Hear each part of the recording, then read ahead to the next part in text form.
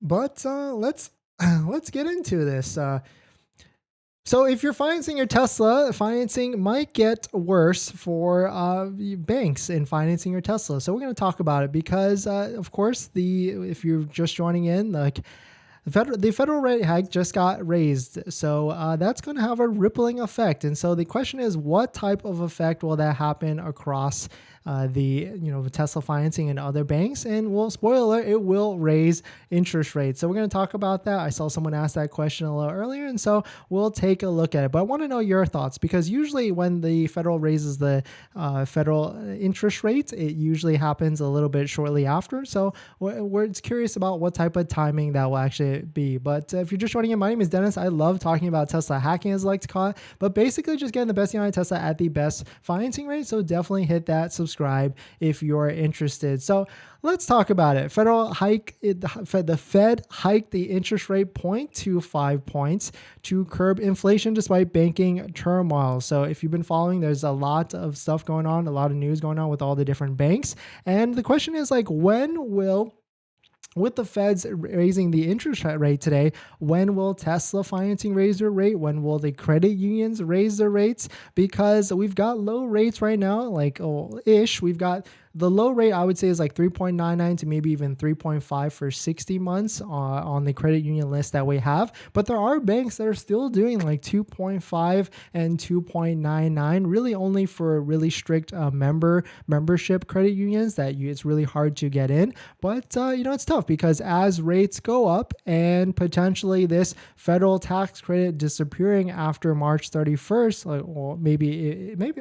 fingers crossed, it may still stay after March 31st. But the question is like, what is this going to happen? Like financing your Tesla is definitely going to get a lot harder. Like this could easily go up to 5.99, 5.75, maybe even 6%. And so we're definitely going to be watching out a lot of the credit unions that we recommend on the channel to see if those go up. Like this one's an easy one that I recommend pretty regularly, and a lot of members have joined it. And this one has a pretty low interest rate relative to Tesla, right? So 4.75 for 60 months, 5% for 72 months, a little bit of savings. Even if you go into 73 to 84 months, you can get a small savings of 5.49%. The cool thing with Parsons Credit Union, they do have an EV loan rate as well. I think it's like a little bit of savings, like a 0.25 or just a little bit of savings off of that, but they will finance up to 135%, which I know a lot of you are interested because you want to finance the taxes,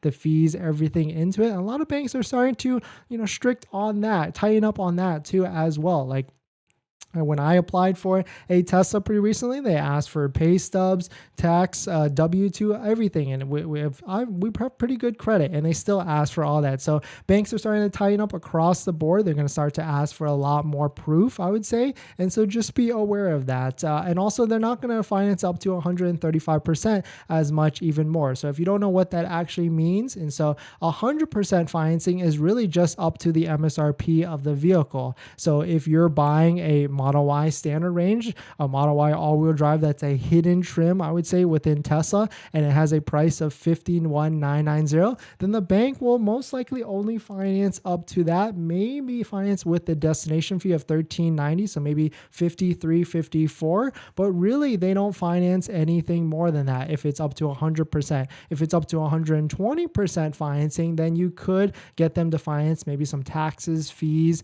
anything like that, but you just really have to be aware of that. And if it's a bank or a credit union that only finances up to 100%, then they're going to ask you for the extra 10% down. So with the Fed raising the interest rates today, then we're definitely going to see a lot more of these credit unions and banks raising their rates really shortly. And hopefully we can, stay fingers crossed. If you got your interest rate locked in this month or this past week, then you'll usually have like a 30 to 60 day window where that rate stays the same. But even after that, new applications, all that stuff, then that will really start to go up. So my PSA is, if you've got a pending estimated delivery date out there and it's within, hopefully 2 weeks to that max 30 days, it might be time. It might be worth it to start looking in and locking in applications with your credit unions and banks. So that way the approval stays for 30 days at a minimum, hopefully,